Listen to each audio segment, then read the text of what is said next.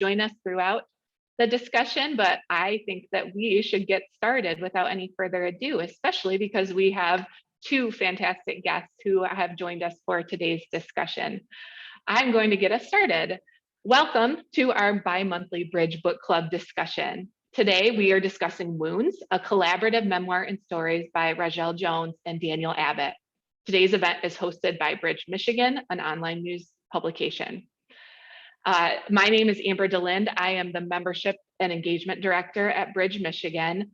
Joining me today on the call are two members of our team. We have Bill Emko, who is the Growth Director at Bridge Michigan, and Josiah Foster, who is the Center for Michigan's Fund Development Associate.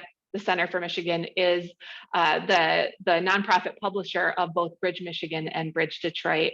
This is Josiah's first week, and he is someone for Bridge readers and Bridge members who you'll be interacting with a lot over the coming weeks, months, and years, hopefully. So I would just like to give him a quick opportunity to unmute and say hello so that you can get to know him as he'll get to know you over the next few months. Hello, everybody. It's so nice to meet you all. And I am so excited to work with Amber and Bill and to get to know each and every one of you and to learn more about this book talk.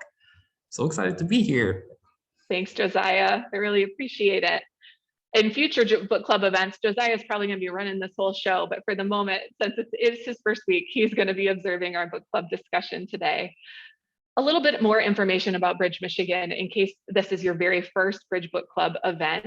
Bridge Michigan is our state's nonprofit, nonpartisan news source covering issues that matter to you and to your community.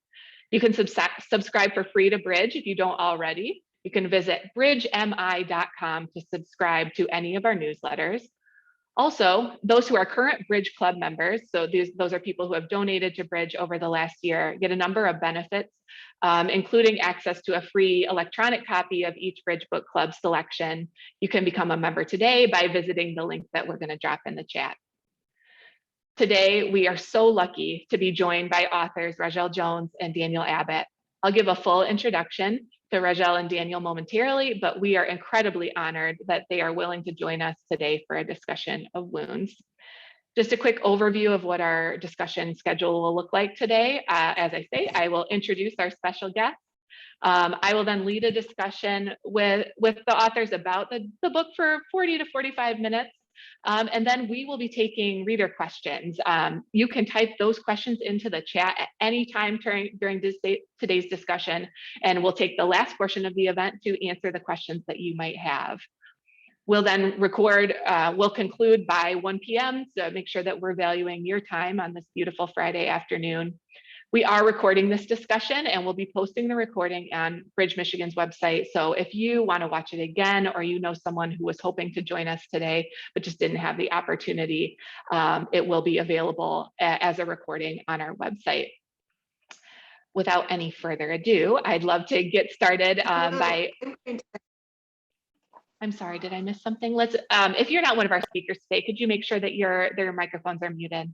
Thank you so much. I would love to introduce our two special guests.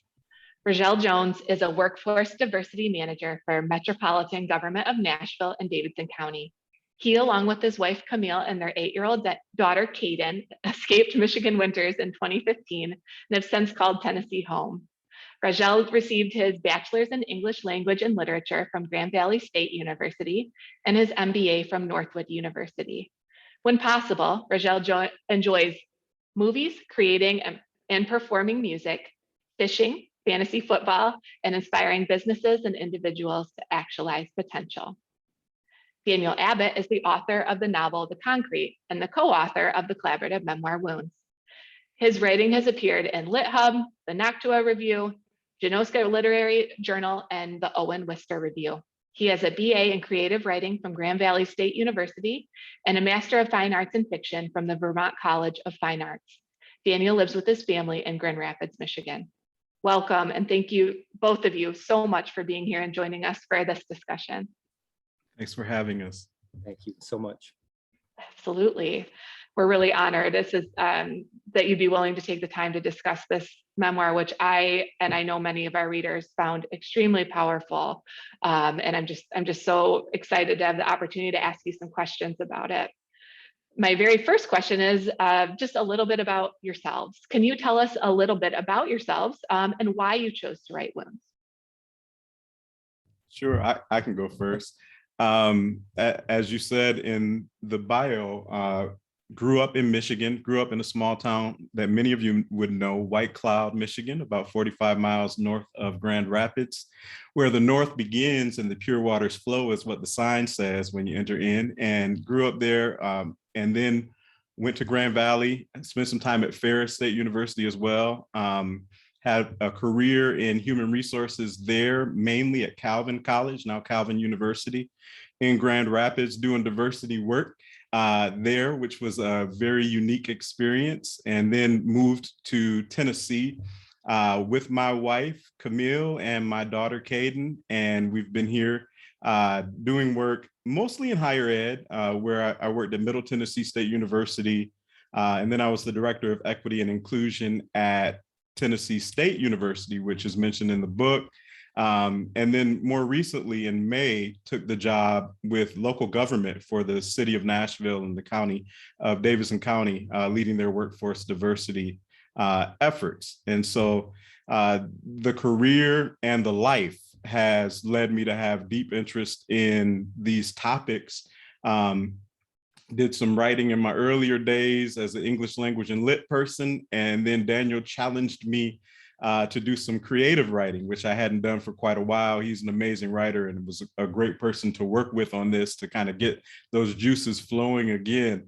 But yeah, the events of 2020, largely the murders of Ahmaud Arbery, of George Floyd, of Breonna Taylor, drove us to want to do something. And I'm sure Daniel will talk more about some of that, but what we did was we tried to use the talents and the skills that we had to make an impact in our own spheres of influence. And so that's what Wounds is birthed out of.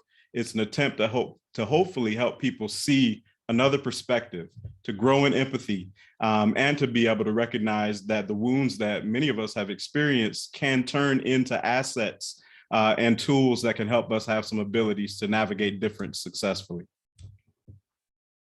Yeah, and I'll add, the book was very much a call to action for both of us. We had a lot going on. It was during COVID. We had, in previous months, lost Razel's oldest brother, my adoptive mom, and Aunt Lyra, who's Razel's godmother, and just a lot of pain and a lot of trauma. And being at home, being at home with kids, trying to do homeschooling, and Razel was starting a new job. I was knee deep in revisions for my second novel, and we had a lot going on. And when I saw the execution of George Floyd, when I saw Derek Chauvin's knee in his neck and the cameras were rolling, it was my enough is enough moment, so to speak. I couldn't keep the images of the Black people that I love out of my mind. I couldn't stop seeing my son Kevin's neck beneath that knee, my son Simeon's, my father-in-law, Razel's, my friends. And I was filled with a lot of purpose and a lot of anger, but no place to put it. And Razel was feeling a lot of the same things. And we did what is not in either of our natures to do, but we took to social media and started speaking our minds. Now, though we tend to work and speak publicly and write and share stories, it's not in our nature to be vocal on a lot of things. We're both very introverted people and very private people when it comes to these difficult conversations. And we've been having these difficult conversations for a long time. And like for me as a white man going through life as a white man, you know, and also being the adopted son of a Black single mother of 4, the husband to a Black wife, the father of 8 biracial children. I've had the gift and the curse of seeing both sides of the story and seeing things 2 different ways. So dealing with a lot of the pain and the emotions, and for me in particular, the loss of Diane Cartwright, I really felt the need to share my story and show other Black Americans that they had allies, and to plead to my fellow white Americans to influence people in any way they can in regards to the topic. And Razel and I came together through a series of events. Someone suggested we write a book together, and we were like, hey, that might not be a bad idea. And until we got into the process and saw how complicated that was going to actually be. But that's kind of how we got started in writing the book. It was a call to action that we accepted, and kind of put our lives on hold to do this thing together. Well, it had to have been, I can't imagine how difficult it would be to put that pain to paper. And we're just I know I personally can say I'm very grateful that you did, and that you worked through this process of creating this collaborative memoir, because it, for me, was extremely powerful. And I've received many comments from Bridge readers saying the same. So thank you for doing so. You mentioned at the end the sort of the process of creating a collaborative memoir. Can you tell us a little bit about your experience in writing a book collaboratively? And what is it about your relationship and your experiences that led you to be able to write a book together? I can start on this one, Raj. Well, logically, it makes perfect sense. Razel has been working as a diversity, equity, and inclusion officer for a long time. This is what he does for a living. And he has a background, and as you all read, a skill for creative writing that was kind of an untapped ability in him. And for me, I've been writing professionally since 2010, I think, is when I published my first short story. So this is what I've been doing for a living. But at the same time, since I was 17 years old, I've been living an organic life of diversity that I hadn't really thought of critically. It's my life. You know, you live your life. So to sit down together and write this book made perfect sense, because Razel could teach me how to think critically about my experiences, and I could teach him how to creatively express his critical thoughts about his experiences. So editorially, it was beautiful. You know, we were able to get so much done in such a short amount of time because of our opposite ends of expertise and our organic, natural tendencies. Like, I mean, he can write. You guys can know he's got a gift for language. He's a very thoughtful person and a compassionate person, and it came out in the writing. And for me, editorially, he was like, I know what you're trying to say, but think a little bit deeper on this and what it means to you and what it means to people on a broader level, and coming together in that way. You know, it was very, very purposed and very meant to be. It's like, logically, it made sense for us to do it, but we didn't go into this logically. We went into it emotionally and angry and feeling like we needed to do something to invoke change. Yeah, and I guess I'll just add a little bit on the technical side of it. Me being in Tennessee, Daniel being in Michigan, we used very familiar technology. We got in Google Documents, and so we would work on. Initially, we were planning on just putting some essays together, and that just told some of our individual stories. But as we began to edit and read one another's, we were like, man, think of all that crossover. And that crossover comes from Daniel and I being friends for decades, for several decades, and from having a lot of the same people. So the adopted mother that he talks about was like another mom to me. I grew up actually dating her oldest daughter. And so just those crossovers. And then we both ended up at Ferris around the same times. We both ended up at Grand Valley at different times. And then ultimately, we both ended up marrying two sisters, which brought us into the brother-in-law space in a unique way.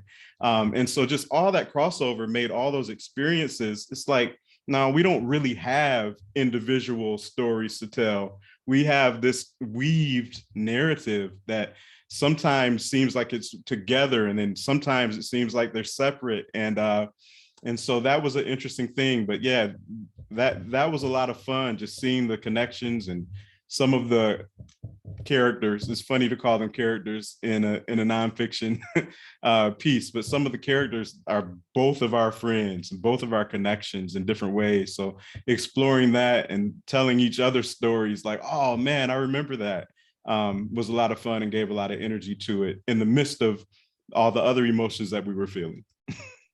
Absolutely.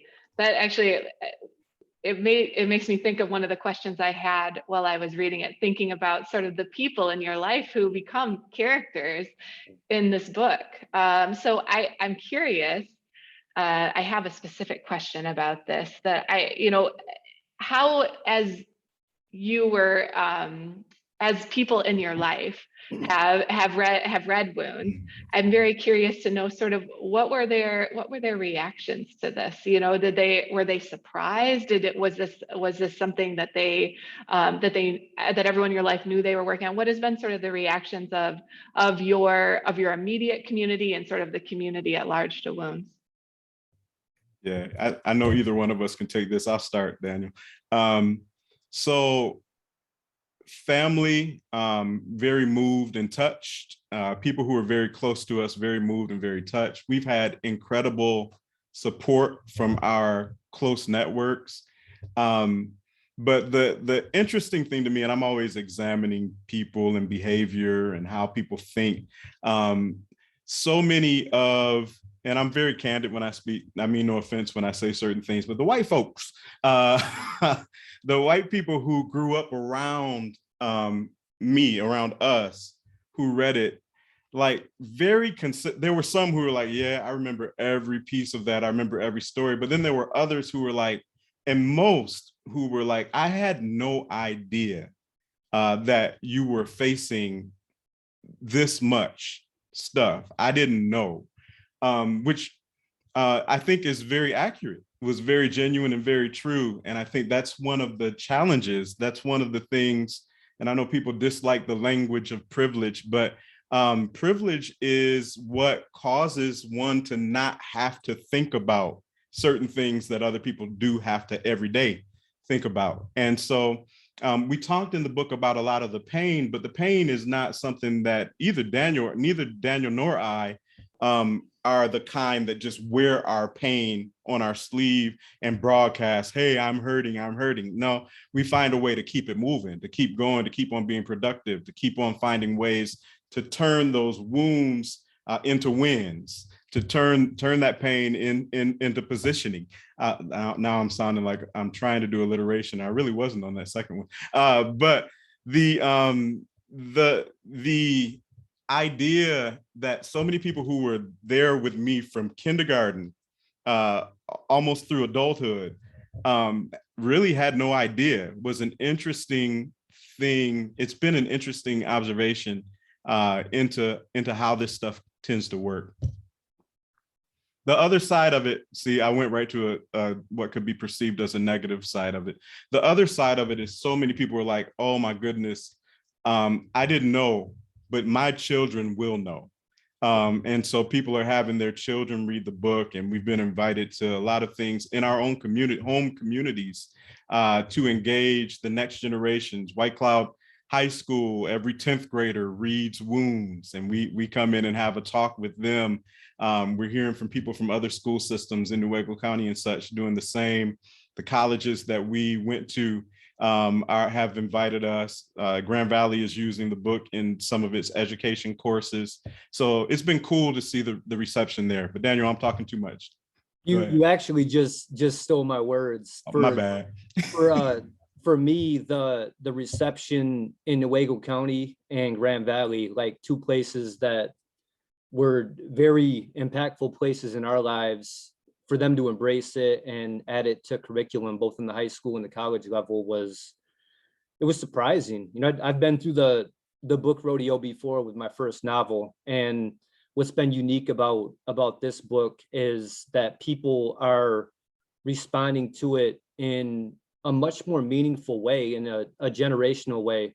You know, when you get a 40-year-old conservative from a white small town saying that all of his children are going to read this book, that's something. That's an impact that, you know, you vaguely hope to impact, but you don't really know specifically what that means. So when you see some of these things come to fruition, you know, as a writer and as a human, you know, it's been special, and that it continues to be widely read throughout Michigan, and, you know, we're impacting a lot of the areas that have affected us and shaped us into the men and the humans that we are. It's been such a rewarding experience.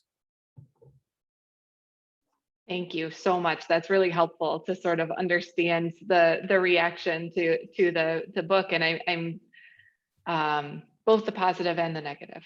Thank you for sharing those experiences. Speaking of White Cloud, you know, as I was reading this, I grew up in a pretty small rural town in Michigan, just north of Lansing. And as I was reading it, it struck me that, you know, Wounds takes place in White Cloud, in the White Cloud area, but it likely rings true, like it did for me, to readers from many different communities. They saw things, you know, it felt familiar in many not great ways. Why do you think people, as kind of a philosophical question, why do you think humans, especially those with social and economic power, find difference so threatening? I can jump on this, and then Razel will take this one home, I'm sure. I think it's comfort. You know, imagine you are at work and you have all these responsibilities, and somebody brings something to you and places it on your desk that doesn't feel like your problem. You know, you want to get that problem out of sight, out of mind, and focus on the things that like really matter to you personally. And speaking as a white American, I feel comfortable at a workplace. I feel comfortable at a university. I feel comfortable at Meyer. It takes context to make you feel uncomfortable about your whiteness. I was in New York for my good friend's wedding a couple months ago. He's a Mexican American. His parents are first generation immigrants that don't speak English. His now wife is Indian, and her family is virtually all Indian. So I was at a wedding with a Mexican American and an Indian American, and it was a Hindu ceremony. And at that wedding, I was very, very aware of my whiteness. Now, I felt comfortable there because, like you've read in the book, I've had a lot of experience in cultural navigation, but I imagine someone without my experience would be in that situation feeling very uncomfortable and very aware of their whiteness. And people of color in our country, that context is the world. It's in every context. It's in a workplace. They're aware that they're Black. If you're at a school, you're aware that you're Black. If you're around other Black people, you're aware that you're Black, because you have to make sure you're projecting the right kind of Black, the acceptable kind of Black. Like, these are the complications that Black Americans have to think about in their daily life. And imagine that, you know, if you're a white listener, and we've all been a contextual minority in some form of fashion, and it's not comfortable. Imagine always being on your guard and always being not comfortable. I went off on a tangent that the question took me away from that, but I think people like their comfort. People like, in general, to feel comfortable, and difference and diversity threatens comfort. If you are the majority culture, would be the best way I would put that. Yeah, I don't really have much to add, believe it or not, Daniel. The only thing that comes to my mind is that power is addictive.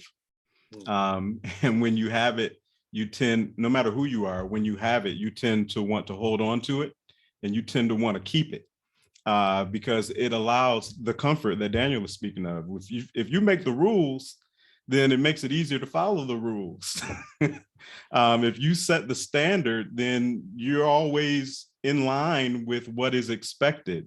And so to navigate difference is to make your power vulnerable. I believe this is why many organizations and communities have a very challenging time. Like, everyone has a great diversity statement, but the actualization of those statements is very challenging because it requires you to change your concept of normal, to say, okay, this is how it's always been done, but that doesn't mean that it has to always be done like this. There are different ways that could actually bring a wider lens and a broader scope to what could be. And we get so focused, I'm going to stop talking because I'll go all day, but we get so focused on what has been that we lose sight of what could be. And that is a limiting mindset that keeps us from experiencing the fullness of the potential of everything that we could be, that we could accomplish, that we could achieve, and even that we could experience. Absolutely. Thank you both. And I would be very pleased to hear either of you continue to talk on this topic. So please don't stop on account of me. One question that I thought about as I was concluding Wounds when I was reading is that, you know, as the title suggests, much of your memoir details pain. How do you think that the messages of hope and cross-cultural understanding also contained in Wounds sort of fit with those memories? How were you able to weave those things together? That question reminds me of something Nelson Mandela said. He said, "I never lose, I either win or learn." Wow. And everything, as you guys read in the book, me and Razel have been through a lot, not only the last 30 years, but in the last 2 years. And every single thing that we've been through up to this point, we've survived. And to survive what you've been through and to think about it and reflect on it and share your stories, I think that's a victory. I think when you're young or even later in life, when you experience trauma, you, on a very simple level, you just want to survive what you're going through. And you use your defense mechanisms, you repress, you put your mind someplace else, but the past always comes back to get you. You know, as we learned right in this book, you know, a lot of the pains that we thought we were over, we're maybe even more vivid revisiting them, because you know, when you survive a thing and you move on from it.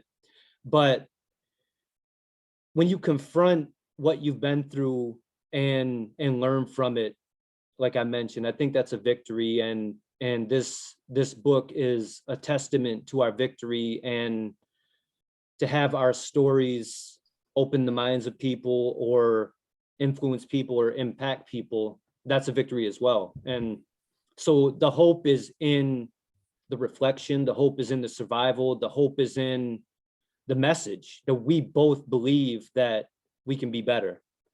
We haven't given up, and us writing and taking that call to action was us asserting ourselves and us refusing to accept that this is the way it's going to be. Yeah. Well said. Pain is always going to produce something. When you go through pain, it's going to always produce something. I see many of you all who could tell me a whole lot more than I'm about to tell you about this process, but in the process of labor, I've seen it. That's the best I could do. I haven't lived it. You all, many of you have, but there's pain. The interesting thing that I remember about Camille is it's almost like after the baby arrives, it's not that you forget the pain, but the reward you receive is greater than the pain you endured.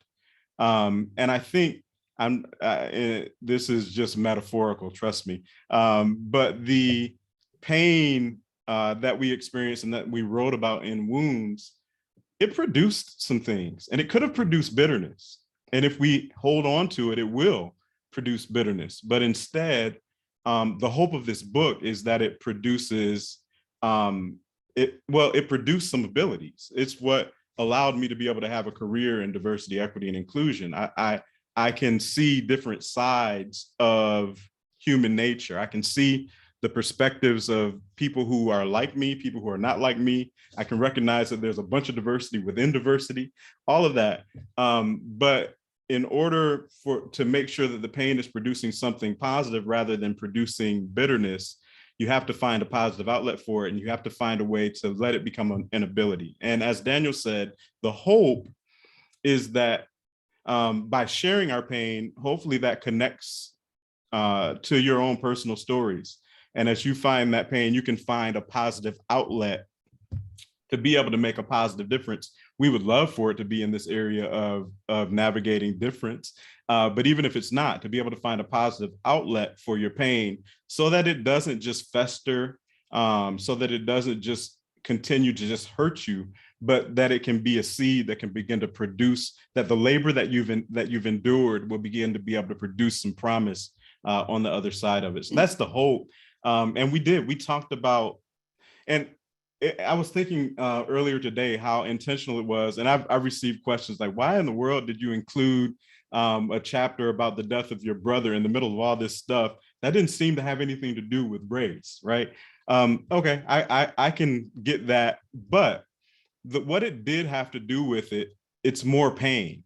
And here's the intersectionality. As a person of color, a person of difference, while you're experiencing all of this regular everyday pain of racism or whatever ism it is that you're facing, you still are also dealing with regular everyday life stuff.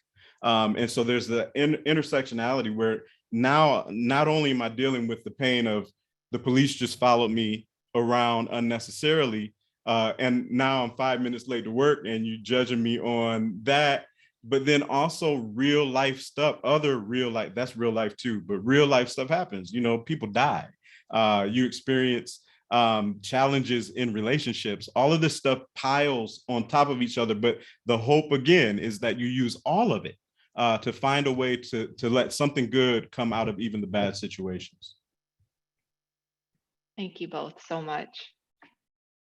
My next question is for Daniel specifically. You had mentioned in your last response, talking about this being, this book is a call to action. And in your final chapter, you really issue a direct call to action to white readers. When you were writing that chapter, was that a hard choice to include, and why or why not? It wasn't a hard choice at the time, because it was an emotional choice. I felt, and I can actually relate this to one of the questions I'm seeing in the chat. Pauline Walker says, while speaking as a white American, have you ever been confronted by people who see you as a representative of all whites and ask you to account for the bad behavior of other people? I've never wanted to, nor do I want to be the voice of white America. And I didn't think that was my role in writing this book. I wanted to speak to white Americans as a witness. I wanted my stories and my experiences as a white person, because like I mentioned in the introduction, I get to go out in the world by myself as a white man, but I also get to go in the world holding my wife's hand, and I get to see the difference. I get to go to Meyer feeling normal, and I get to go to Meyer feeling what it's like to be aware that I'm with a Black person, and it's different. And it's definitely a gift and a curse to have these experiences. And the reason I wanted to be a witness is because so much of the racial tension in our country has been politicized and mythicized, like we're post-racial. And if you live in a white community around white people and you're not seeing the Black point of view or the biracial point of view, it seems like that could be very true. You know, it's hard to believe that a Black American who's not doing anything wrong could be harassed by the police. And as a white American, I can tell you, I've seen it happen. I've been in the car while it happens. It's happened to me when I was with Black people. And if I can share that experience, they can receive it differently from me than they can from Razel, because I look like them. And most of my background is like their background. And I was gifted my experiences living with a Black family and living an integrated life. And I feel like it's my responsibility to speak when, before Ahmaud Arbery and George Floyd, I didn't feel that responsibility. The conversations were had with close friends and family members. They weren't had publicly, and they weren't had using, you know, my writing platform. And hindsight, like, if someone would have came up to me and like, actually, people have actually asked me, why don't I? And I was just like, no, that's just not me. And it took George Floyd to call me to action. And so my question to white America is what's your George Floyd moment? Do you have one? Anyone can look at what happened to George Floyd and be appalled. We can all agree that it was wrong, but how personally connected to that are you? Razel will tell you it's easy to picture his neck beneath that knee, and it's scary, you know, to be like in the situations, the chapter, it's been so long since I looked at the book, but the chapter with Razel in the park, and, you know, seeing the thoughts that goes through a Black man's mind when he's doing nothing wrong and the police are approaching. Now, nothing happened, thank God, but to see the fear and the thoughts he has to go through, you know, we don't have to experience that as average white people. I don't have to experience that as a white man. And my response to the police is going to be different if I'm in the car by myself, or if one of my sons is in the car with me.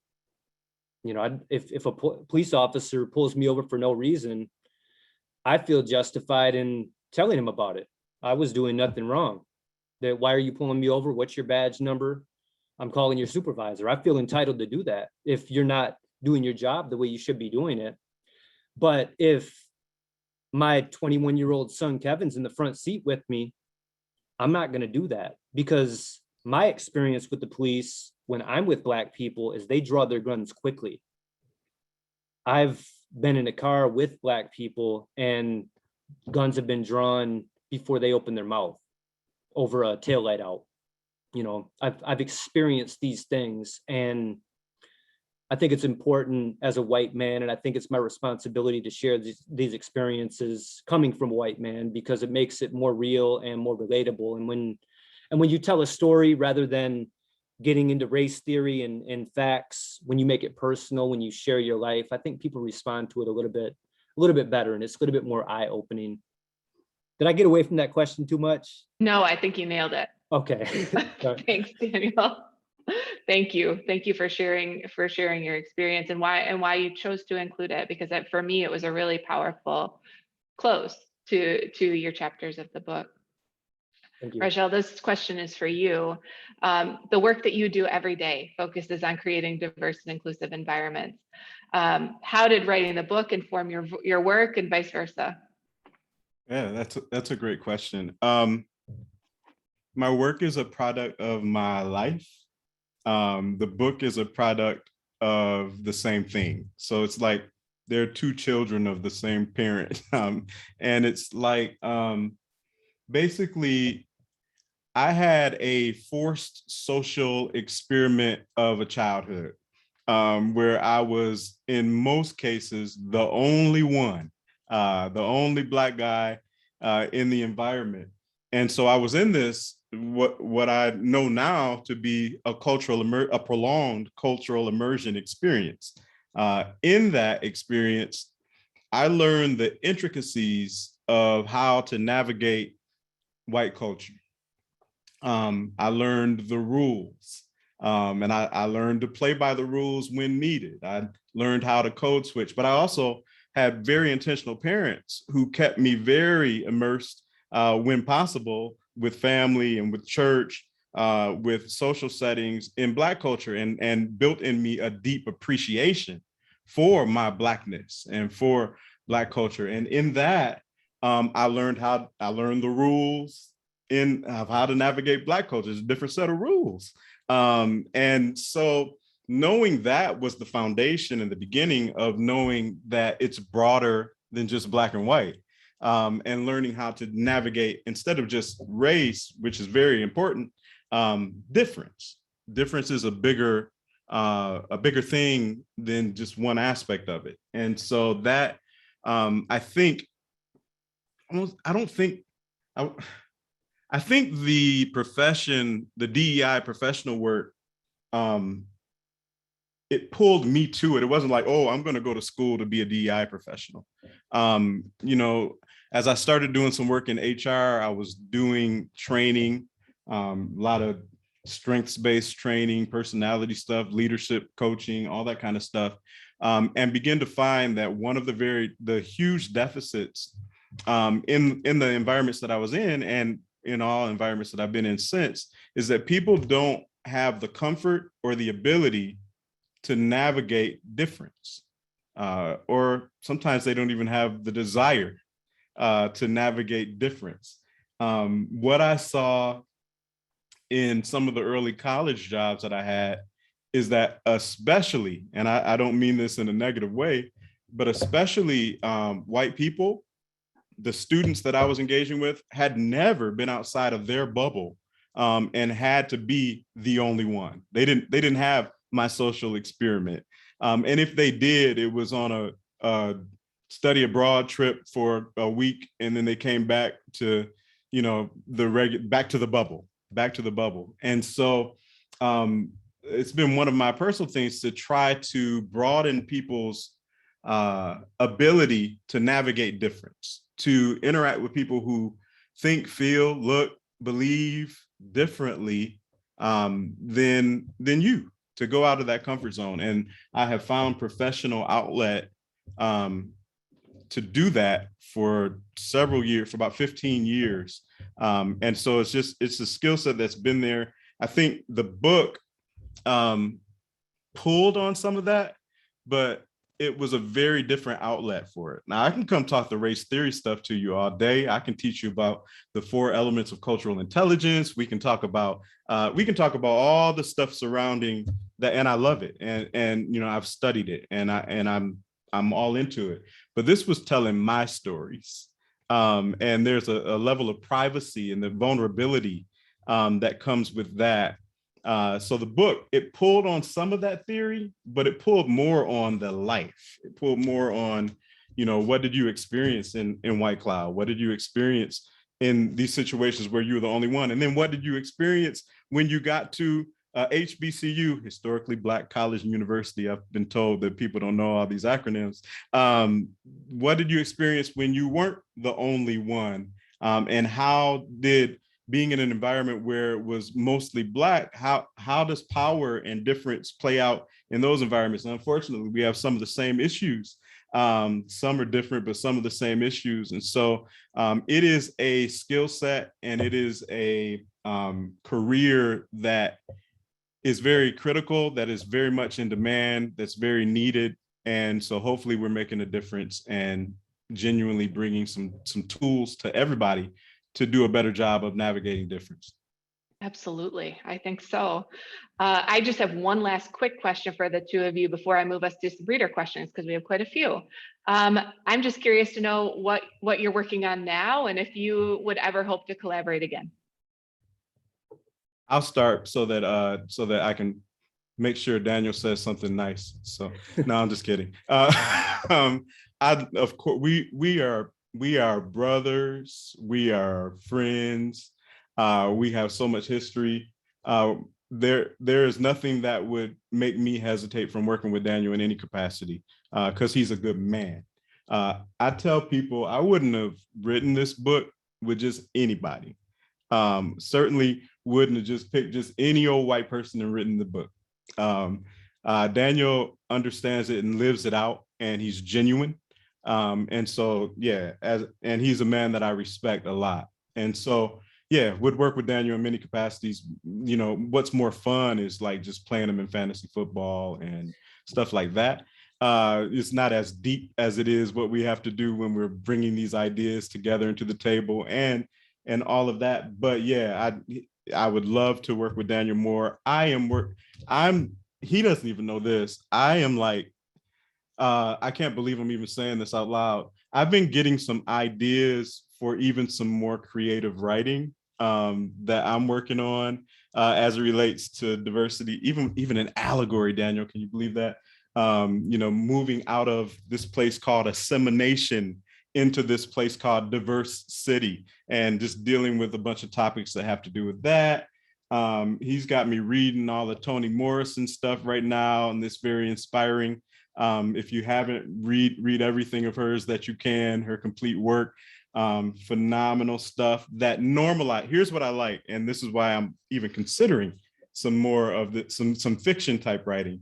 I can't believe I'm saying that. I'm a business writer, but she normalizes, and what the tool can do is normalize difference. And when you begin to normalize difference, you know, when you're reading a story and you see very Black themes, or it doesn't have to be Black, you see very Latinx themes, very much Latinx theme, whatever it may be, that begins to change the concept of what is normal and what is acceptable. And that's a powerful tool. So yeah, would work with Daniel in a heartbeat. We certainly have more that we're doing with wounds right now, and we're still continuing that. The book isn't even a year old yet. We were talking about that, and we can't hardly believe it because it was such a whirlwind.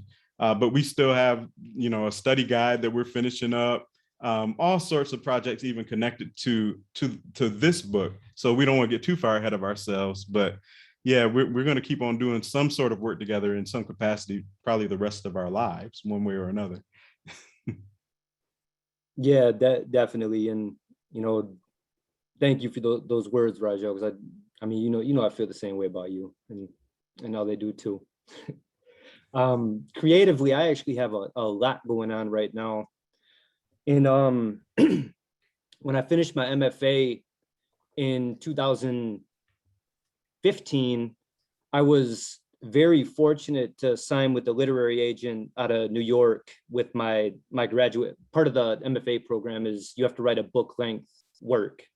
So in 2 years, I wrote 6 drafts of my first novel. And as a young writer, I thought it was pretty good. I thought it was in good shape. And the agent agreed and sold it to a publisher about 8 months after I signed with her. And the publisher didn't want to do anything editorial to it. They just wanted to put it out. And I was like, oh, well, it must have been a good book. And when it comes to fiction, if you don't hit the bestseller list, it's normally, you got about a 2 or 3 month window after a book comes out. And I got a really nice endorsement from Andre Dubus III, who wrote House of Sand and Fog, that became a movie. And I kind of made a little bit of a splash nationally with my first book, but it never quite crossed all the way over. The sales started dwindling down after about 6 months, and then a year passed and it'd be 2 or 3 sales, and it dwindled down to nothing. And recently I picked the book back up, you know, all these years later, and just cringed. I was like, there's so many things I could have done differently, you know, as a more experienced writer. And I got this idea to try to get the rights back from my publisher, and the publisher agreed. So the last 4 or 5 months, and I mentioned earlier, I was working on my second novel before we started Wounds. What I've decided to do is take the world of my first novel and turn it into a 3-book series. So I am knee deep in revisions for 2 books and writing notes for the 3rd book right now. And yeah, so that's what I have going on right now. And fortunately, the way me and Razel work is Razel gets an idea a second, and I like to grab ideas and run with them. His wife is more like me, so they balance each other. And business-wise, we make a good marriage, but he's too busy right now to act on any of his ideas. And I know if one of his ideas involved me and I liked it, I would probably stop doing what I'm doing. But I've been so knee deep in revisions, and Wounds just won't seem to die out. It keeps selling, which it's been out almost a year, and we're still getting regular royalty checks from it. We just got contacted again from a high school teacher in Grant about doing something with the book in Nuevo County. So it's like every time we think we have our feet beneath us, something else happens. And we both agreed before even writing this book that no matter what we had going on in our life, this is more important than my fiction. This is more important than any of Razel's side projects. And so when things happen with Wounds, we drop what's going on, and we do that work because Sure. we feel it's more important than our own personal agendas. Well, I appreciate it. I think I'm probably speaking for many of us here on the Zoom when I say we're looking forward to seeing what comes next and kind of your continued work on Wounds. We have a bunch of reader questions and only a few minutes left, so I'm just going to try to get to a couple, and I apologize I couldn't get to more. It's just been such a good conversation. Pat asked, in your social media interactions, what do you look for to make an impact and foster change? Do you respond to news, close friends? What specific posts do you choose to respond to, and what do you avoid? I'll take that, but first, any questions that we don't get to, if you want to put them in an email, we'd be happy Sure. to swing back and answer them. Fantastic. If you time to get to them. Thank you. Yes, no problem at all. I might be speaking for both me and Razel here, but we've, since our initial emotional reaction to George Floyd and a lot of the stuff going on, I've removed myself from commenting on social media. I think it's about your sphere of influence. And what I've noticed about social media personally is I get angry. And I'm not the most articulate person when I'm angry. I'm one of those people that if you want to argue with me and I'm upset, I need to take a few walks around the block and then come back. Otherwise, I won't be a very intelligent person. So I've decided personally that Wounds and these events and speaking intelligently and thoughtfully is my best approach to dealing with anything politically charged or racially charged, because my experience on social media is nobody really wants to listen. They just want to be heard. So opinions aren't valued by people that need to hear them. They're only valued by the people that agree with you. No one wants to listen to the people they disagree with. So for me, I still scroll and cringe from time to time, but as far as commenting, not so much. I try to keep it on a more professional platform where I have the floor and I can express myself. And when you talk to me and you ask your questions, we're playing by the same rules. You have to be professional. You have to be thoughtful. You can't be just malicious or ugly, which social media just, it brings out the worst in people. Yeah, only thing I'll say very quickly, because I want to get to some others, is that I've learned in my little life that you can't transform someone who doesn't want to be transformed. And many times on social media, that's what everybody's trying to do. Everybody's trying to change the other person, not even being introspective about their own self. And this is not a good use of times for me. Most of the time, I mess up though. If you hit the right heartstrings, I'll jump into a conversation to try to get you right real quick. But then I try to go back to being more professional. Fair enough. I'm looking, and I know we probably have time for one more question. So kind of a theme that I'm seeing in a lot of the questions is, if there was one thing that you asked our audience today to sort of walk away with when it comes to helping to heal wounds that have existed so long, what would you ask our readers to try and do in their daily life? But I think daily life is the key. What who in your life can you influence? Not everyone is going to write a book. Not everyone is a social media influencer. Like there's people that really are skilled at getting the message across on social media. But what kind of parent can you be? What kind of uncle can you be? What kind of aunt can you be? What can you stop overlooking? I know coming from a white family, I have a lot of racist relatives. So imagine when biracial kids started showing up at family get-togethers, after, I spent years of hearing my racist relatives, and now they're looking at me and they're looking at my wife and they're looking at my kids. Who would I be as a husband and a father to let old Uncle Joe slide, with his comments? And as a white American, there's people that you can influence, and it begins with humility and a willingness to not let things slide. Speak up, whether it's at the workplace or whether it's with your friend at a bar or whether it's at your church knitting group. Wherever you are, you can be a compassionate human, and it begins with compassion. It begins with acknowledgement, and it doesn't have to be big. Small change is change. If you can influence a person, that person can influence a person, family, community, school, it all expands. But if you're willing to influence who you can in whatever way you can, then you're doing great work. You're part of the solution, not the problem. Yeah, real quickly, recognize that the way that you see the world is not the only way that the world can be seen.